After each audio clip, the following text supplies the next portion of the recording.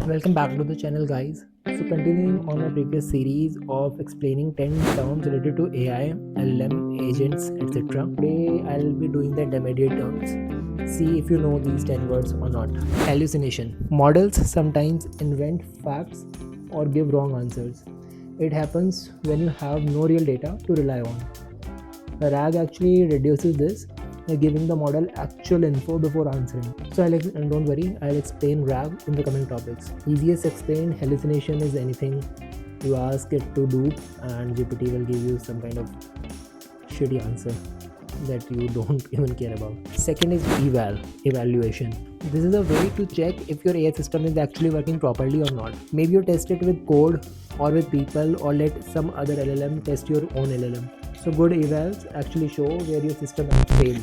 The third one is RAG, Retrieval Augmented Generation. I've already made a video on how to create your own RAG like perplexity.ai in under 10 minutes. So what is RAG? If you ask your model or GPT what's the weather today, it doesn't know, it doesn't have the context to know the weather. So you have to give it some kind of tool that can search the weather today on Google, maybe your local weather app, or some kind of API that it uses to fetch the weather. That is creating the RAG to fetch the real-time info using tools rather than generating the info. Then on the fifth we have semantic search or the vector search.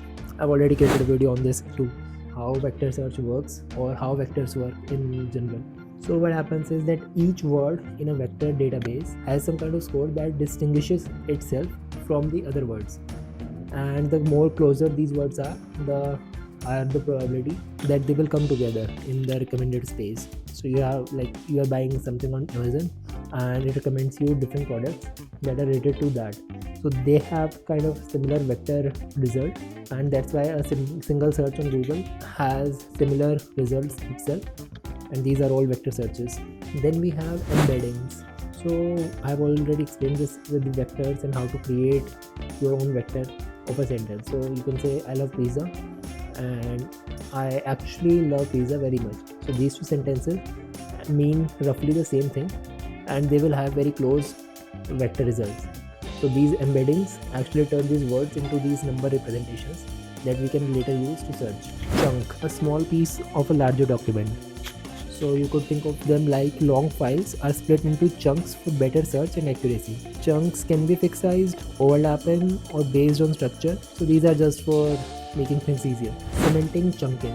So in a simple way, in a single sentence, you could split the sentence into different words. But what if we actually split sentence into different meanings? So a single sentence could be split into 3 sentences that have their own meaning. That is semantic chunking, and can be used for searching for these similar meaning results. So on a large scale, this performs way better than a normal chunk.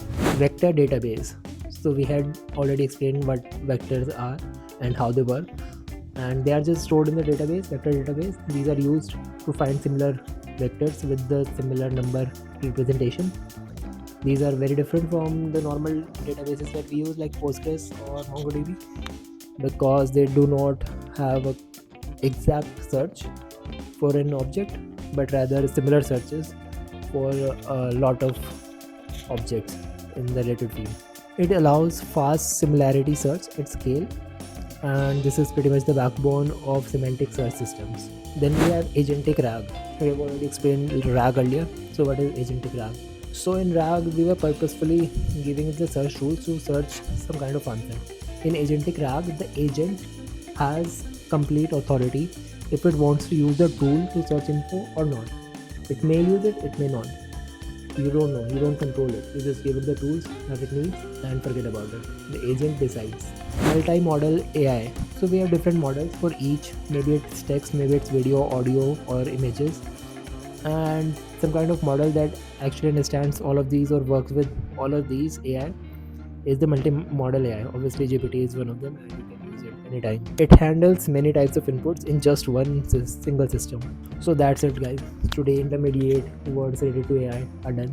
In the next video I'll be going for a little bit more expert level AI terms that you need to know. So stay tuned, like and subscribe, and thank you.